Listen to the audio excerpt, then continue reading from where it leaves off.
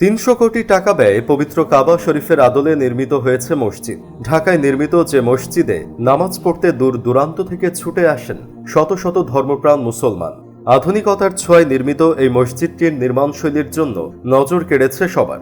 দাবি করা হচ্ছে অনিন্দ সুন্দর এই পাঁচতলা মসজিদে একসাথে ১২,০০০ মুসল্লি নামাজ আদায় করতে পারবেন। তবে শুধু আকারেই নয়, সৌন্দর্যের দিক দিয়েও মুগ্ধ করেছে মসজিদটি। চলুন তাহলে দেখে নেওয়া যাক এই মসজিদের অন্তর্মহল থেকে কতটা দৃষ্টিনন্দন করে তৈরি করা হয়েছে মসজিদ আল মুস্তফা নামের এই মসজিদটি। ঢাকার সুলতানি আমল থেকেই মসজিদের শহর হিসেবে খ্যাতি ছিল। বিশেষ করে মুঘল আমলে এই শহর আরো বেশি মসজিদে ভরে ওঠে। আজকের দিনেও ঢাকার প্রতিটি অলিগলি মহল্লা পাড়ায় ছোট বড় অসংখ্য মসজিদ দেখতে পাওয়া যায়। ঢাকায় কতগুলো মসজিদ রয়েছে তার সঠিক হিসাব নেই, তবে ধারণা করা হয় প্রায় ১০,০০০-এরও বেশি মসজিদ আছে। এই তালিকায় সাম্প্রতিক সংযোজন হল মসজিদ আল মুস্তফা।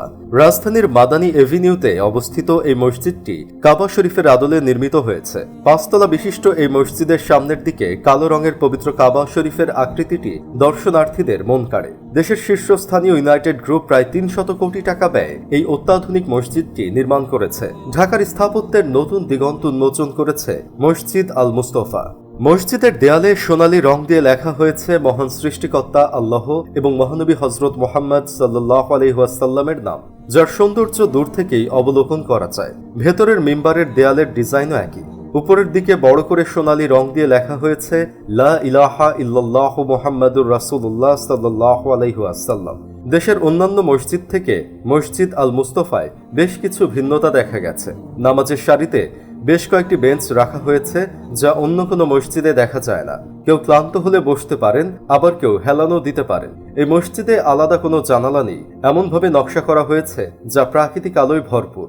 মসজিদ আল মুস্তফার একটি অনন্য বৈশিষ্ট্য হল এর স্থাপত্য। দেশের অন্যান্য মসজিদের মতো নয়, এই মসজিদে প্রতিটি তলা থেকে ইমামকে স্পষ্ট দেখা যায়।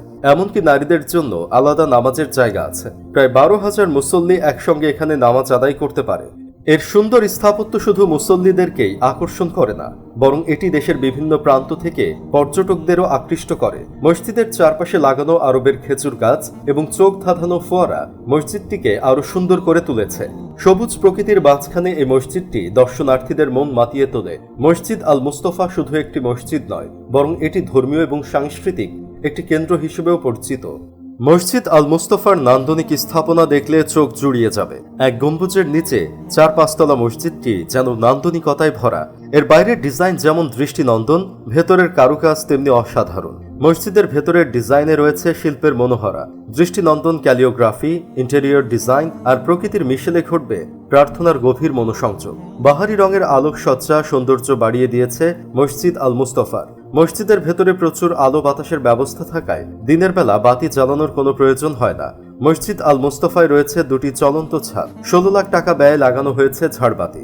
চীন থেকে আনা হয়েছে মেঝেতে বিছানো কার্পেট। লাগানো হয়েছে উন্নত মানের সাউন্ড সিস্টেম। একটি সেন্ট্রাল এয়ার কন্ডিশনের মাধ্যমে শীতল রাখা হয় মসজিদকে। আকর্ষণীয় করে তৈরি হয়েছে মসজিদের অজুখানা, যেখানে রয়েছে বেশ কয়েকটি বেসিনও। যারা গাড়ি নিয়ে নামাজে আসেন তাদের জন্য রয়েছে সুব্যবস্থা, কারণ মসজিদের নিচে বিশাল পার্কিংয়ে ১০৫টি গাড়ি রাখা যায়। জনস্বার্থে আছে মসজিদ আল মুস্তফার নির্মাণ খরচ ৩০০ কোটি টাকার বেশি। মসজিদের প্রধান আকর্ষণ হিসেবে নির্মিত হয়েছে সুউচ্চ বিশেষ এক ধরনের গম্বুজ। যদিও গম্বুজ ও পাশে থাকা বিশাল উচ্চতার মিনারের কাজ এখনো শেষ হয়নি, তারপরও গম্বুজ ও মিনারটি মসজিদের সৌন্দর্য আরও বাড়িয়ে দিয়েছে। মসজিদটি দেখতে ভিড় করা পর্যটকরা জানান, রাতে যখন মসজিদের সব বাতি জ্বলে ওঠে তখন যেন তৈরি হয় বিমুগ্ধতার ছোঁয়ায় এক অপার্থিব পরিবেশ, যে পরিবেশে মানুষকে উদ্বুদ্ধ করে সৎ পথে চলতে, সততা আর বিবেক দিয়ে গড়ে তুলতে নতুন জীবনের।